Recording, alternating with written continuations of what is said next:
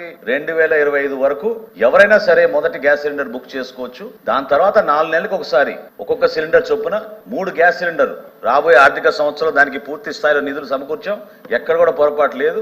Advance గా మేము ఈ 3 గ్యాస్ కంపెనీలకి వాళ్ళకి దాదాపు 900 కోట్ల రూపాయలు చెల్లించడం జరిగింది. రాబోయే రోజుల్లో ఆ విధంగానే మేము సిద్ధంగా ఉన్నాం. ఎక్కడ ఎవరికి అనుమానాలు అవసరం లేదు అధ్యక్ష.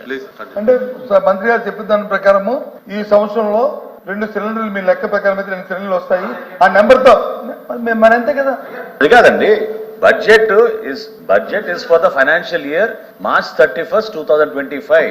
March 31, 2025 లోపు ఎవరైనా సరే మన రాష్ట్రంలో వారి మొదటి గ్యాస్ సిలిండర్ ఉచితంగా వాళ్ళు దీపం 2 పథకం కింద బుక్ చేసుకోవచ్చు. ఓకే,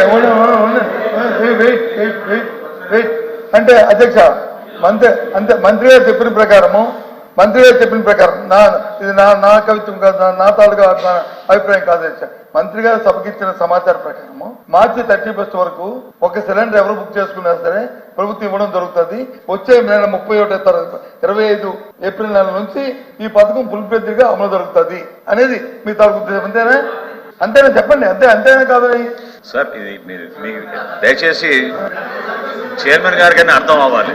ఎందుకంటే కావాలని అనుమానాలు సృష్టించడానికి ఒక ప్రయత్నం చేస్తున్నారు. ప్రతి 4 నెలలకి ఒక సిలిండర్ అనేటువంటిది ఓవరాల్ పిక్చర్ లో 3 గ్యాస్ సిలిండర్లోని. అది కూడా కారణం ఏంటంటే యావరేజ్ కన్జంప్షన్ ని తీసుకున్నప్పుడు పేద మధ్య తరగతి వాళ్ళు 2.5 నెలల నుంచి 3 నెలల్లో ఒక సిలిండర్ కన్జ్యూమ్ చేస్తున్నారు అన్న దాని ప్రాతిపదికగా నిర్ణయం తీసుకోవడం జరిగింది. దాని ప్రకారం ఏంటంటే సపోజ్ సమ్ ఎక్స్‌పర్సన్ ఏదైతే దీపావళి మన్నాడు వాళ్ళు బుక్ చేసుకున్నారో వారు చెప్పిన లెక్క 30 లక్షల మంది 40 లక్షల మంది కోటి మంది బుక్ చేసుకున్నారో వాళ్ళు 4 నెలల తర్వాత ఇది వాడకమైన తర్వాత మళ్ళీ వారు పెట్టుకుంటే ఇస్తామనేది వారు చెప్తుంది. వీరు చెప్తుంది ఏంటంటే వచ్చే ఆర్థిక సంవత్సరం వరకు ఇదే అని చెప్పి వీరు చెప్తున్నారు.